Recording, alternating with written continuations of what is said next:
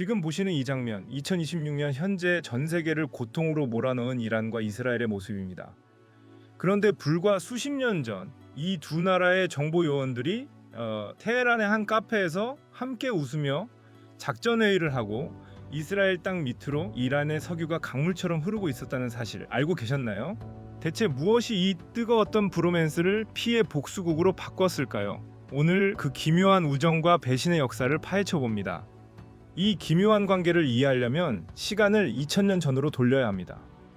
당시 이스라엘은 로마 제국의 땅을 뺏기고 전 세계로 뿔뿔이 흩어집니다. 이른바 디아스포라의 시작이죠. 남의 땅을 떠돌며 2000년간 이어진 핍박과 서름. 참다 못한 유대인들은 19세기 후반 거대한 결단을 내립니다. 원래 살던 고향, 그 땅으로 돌아가자. 이것이 중동 역사를 뒤흔든 시오니즘 운동입니다. 당시 그 땅의 주인은 오스만 제국이었습니다. 제국은 유대인의 유입을 막으려 꽤 엄격하게 제한했습니다. 하지만 유대인들은 제국의 눈을 피해 땅을 몰래 사거나 관리들에게 뇌물을 주고 정착지를 넓히며 오스만 제국의 감시망을 뚫고 끈질기게 정착했습니다. 유대인들은 강력한 자본력을 앞세워 팔레스타인 곳곳에 집성촌을 세우기 시작했습니다. 처음엔 지켜만 보던 팔레스타인 사람들, 하지만 자신들의 터전이 유대인 자본에 잠식되는 것을 목격하며 분노하기 시작합니다. 오늘날 피로 물든 중동 분쟁의 서막, 그 비극은 바로 여기서부터 시작됐습니다. 1917년 영국군이 예루살렘을 점령합니다. 1차 대전 패배로 오스만 제국은 멸망했고 땅의 주인은 영국이 됐죠. 근데 이때 영국의 치명적인 실수가 나옵니다. 유대인과 아랍인 모두에게 국가 건설을 약속하는 이른바 이중 약속을 한 겁니다. 한 땅을 두고 두 나라에게 소유권을 약속한 거죠. 그때 영국이 무슨 생각이었는지 이해가 안 되긴 하죠. 그렇게 오늘날 중동 분쟁의 씨앗은 바로 영국이 뿌렸다 해도 과언이 아닌 것 같습니다. 시간은 흘러 1940년대 2차 대전 중 유대인 600만 명이 학살당하는 홀로코스트가 벌어집니다. 600만 명. 현재 서울시 인구의 약 3분의 2 정도 되는 거니 엄청난 숫자죠. 이 참혹한 비극을 본 국제사회는 유대인에게 강한 동정표를 던집니다. 순수한 동정보단 죄책감도, 그리고 유대인들을 향했던 차가운 외면과 방관에 대한 후회도 있지 않았을까요? 아무튼 결국 1948년 유엔은 팔레스타인 땅을 반으로 나눠 이스라엘 건국을 승인합니다. 이게 유대인에겐 2000년 만에 기적 같은 귀환이었겠지만 대를 이어 살던 팔레스타인에겐 마른 하늘의 날벼락이었겠죠. 갑자기 제3자가 나타나 내 땅의 절반을 강제로 빼앗아 원수 같던 나라에게 준 상황. 팔레스타인 난민 70만 명은 자신들이 살던 집을 떠나야만 했습니다. 당연히 팔레스타인과 주변 아랍국들이 가만히 있을 리 없죠. 아랍연합군이 총공격을 퍼부었습니다.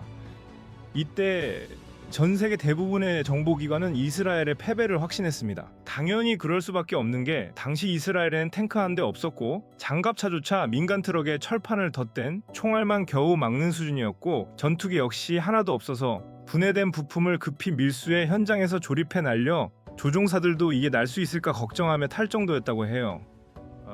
반면 아랍연합군은 제2차 세계대전 이후 영국과 프랑스로부터 물려받거나 구입한 현대식 무기를 가지고 있었는데 누가 이스라엘을 이길 거라 예상하겠어요. 하지만 이스라엘은 모두의 예상을 깨고 압도적 전력차를 뒤집은 결과를 보여주게 됩니다. 결국 이스라엘은 이 땅의 78%를 점령하게 되었고 그나마 있던 나머지 땅은 팔레스타인 편인지 알았던 요르단과 이집트가 점령해 팔레스타인은 사실상 지도에서 사라지게 되죠. 갈등의 정점은 1967년이었습니다. 당시 아랍연합의 대빵급이었던 이집트의 대통령은 스스로 아랍의 리더라 칭하며 이스라엘을 몰아내고 팔레스타인을 되찾아주겠다는 말을 입에 달고 살았죠. 주변 아랍국은 이 모습이 눈꼴시려웠던 건지 말만 하지 말고 진짜 행동으로 보여달라 압박을 했고 나세르는 자신의 카리스마를 증명하기 위해 군대를 이스라엘 국경에 진격시키고 유엔 평화유지군을 쫓아냅니다. 나세르는 여기서 멈추지 않고 티라네업을 군함으로 막고 봉쇄해버리는데요. 앞에 말씀드린 이란이 이스라엘 송유관을 통해 유럽에 기름을 팔았다고 한 거 기억하시나요? 이 길목을 막아버린 거죠. 당시 이스라엘은 국가 운영에 필요한 석유의 90% 이상을 이란에 의존하고 있었는데 이 입구가 막히니 당장 나라 전체 전기가 끊기고 탱크가 멈출 위기에 처해졌죠. 아마도 당시 이집트의 나세르 대통령은 이스라엘로 가는 기름을 막으면 이스라엘 경제도 무너지고 이란도 아랍국들의 눈치를 보겠지 생각했던 것 같지만 이 계산은 빗나갔습니다. 이스라엘이 이를 생존권 침해로 보고 즉각 전쟁을 일으켜버렸죠. 이때 역시 전 세계는 이번에야말로 이스라엘이 멸망할지 알았습니다. 병력으로 보나 무기 보유수를 보나 아랍연합군이 압도적이었기 때문인데요. 아랍군은 소련의 전폭적인 지원을 받아 최신식 무기로 무장하고 있었고, 이스라엘은 사방이 적국으로 둘러싸여 도망갈 곳도 없는 사면초가 상태였습니다.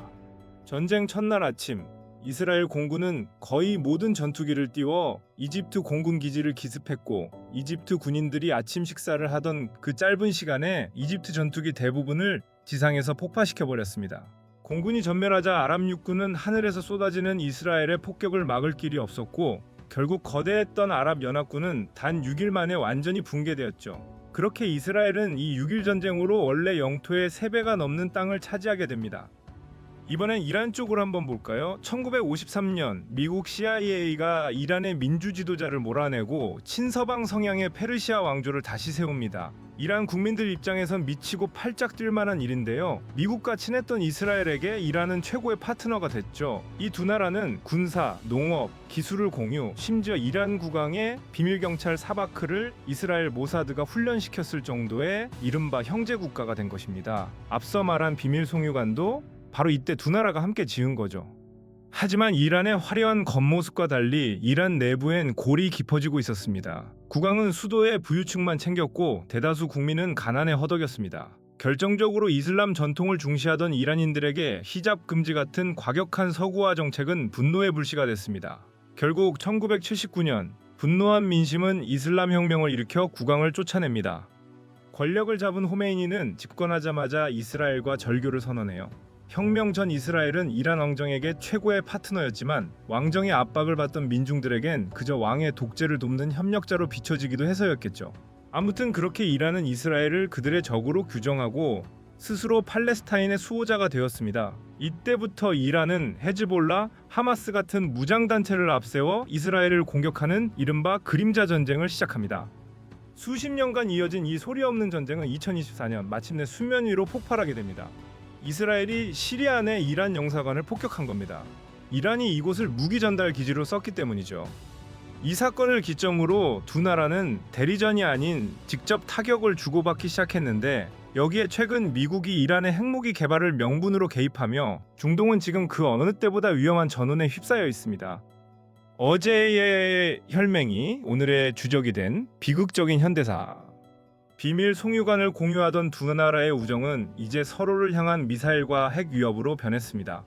그림자 뒤에서 벌어지던 대리전은 끝났고 이제 전쟁은 수면 위로 올라왔습니다. 미국까지 가세한 이 거대한 중동의 화약고는 결국 폭발하게 될까요? 아니면 깨질지 모르는 또 다른 평화 협약이 기다리고 있을까요? 구독자님들의 의견이 궁금하네요. 오늘도 여기까지 봐주셔서 감사합니다. 다음에도 재밌는 영상으로 찾아뵐게요.